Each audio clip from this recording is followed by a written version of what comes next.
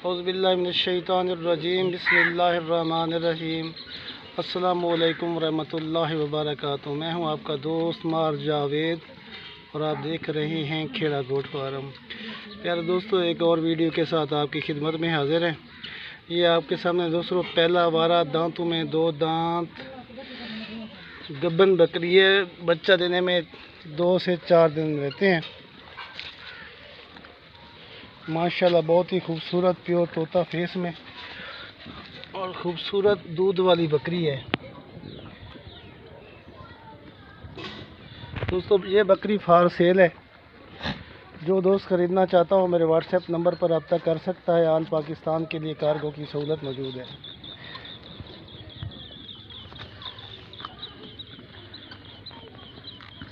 खूबसूरत लंबे कान, प्योर तोता फेस, दांतों में 2 दांत।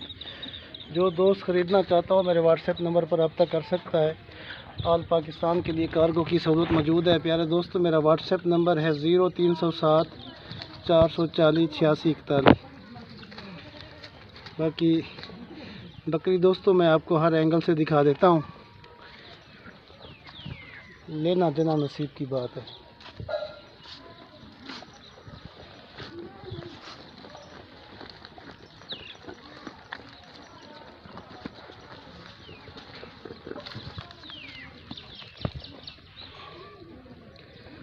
दो से 3 दिन में बच्चा दे देगी।